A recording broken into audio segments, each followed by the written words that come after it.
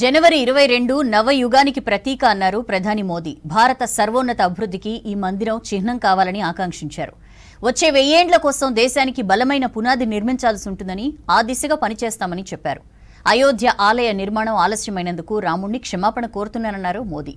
ఇక దేశంలో నిరాశావాదానికి చోటు లేదని ప్రకటించారు. ఎక్కడైతే అయోధ్య రాముణ్ణి ప్రతిష్ఠించాలనుకున్నామో అక్కడే ప్రతిష్ఠించామని చెప్పారు సీఎం యోగి.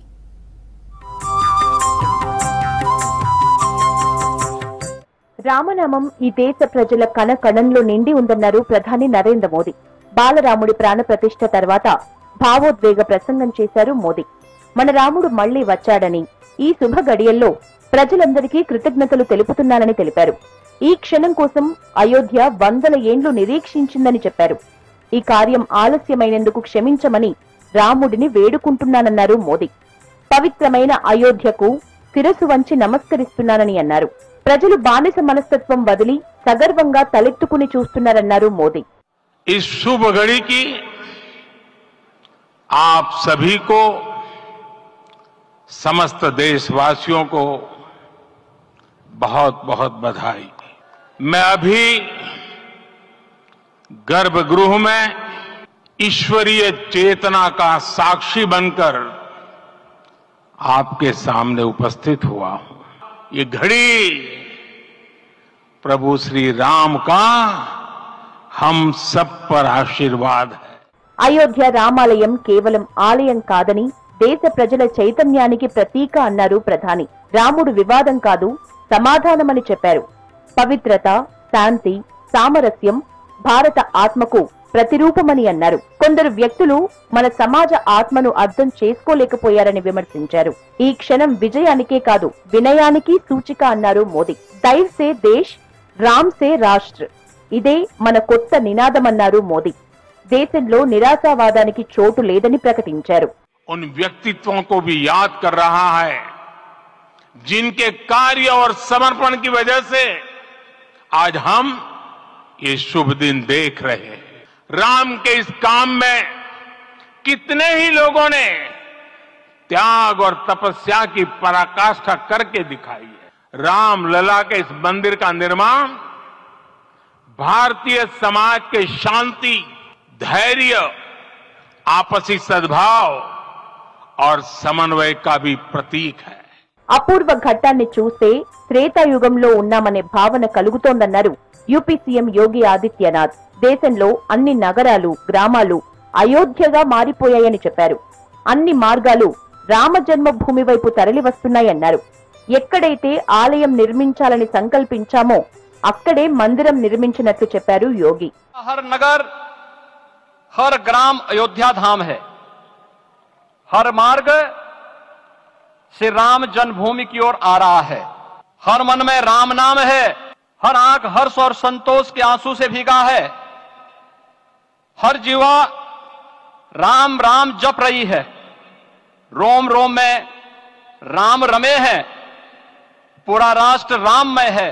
రాముడిని కోట్ల గళాలు స్మరించాయన్నారు ఆర్ఎస్ఎస్ చీఫ్ మోహన్ భగవత్. రాముడు ధర్మం, త్యాగానికి ప్రతీక అన్నారు.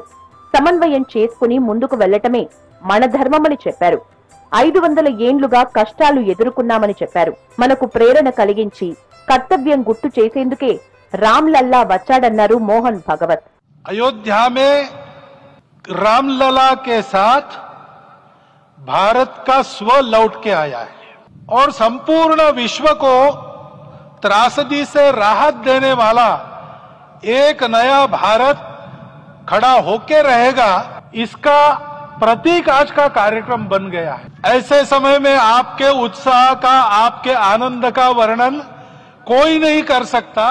రామ్లల్లా ప్రాణ ప్రతిష్ఠ తర్వాత కుబేర్ తిలాను సందర్శించారు ప్రధాని నరేంద్ర మోదీ. అక్కడి శివదేవుడికి ప్రత్యేక పూజలు చేశారు. శివలింగానికి జలాభిషేకం చేసి ప్రదక్షిణలు చేశారు. కుబేర్ తిలాపై ఉన్న పురాతన శివాలయాన్ని కూడా శ్రీరామ జన్మభూమి తీర్థక్షేత్ర ట్రస్ట్ పునరుద్ధరించింది.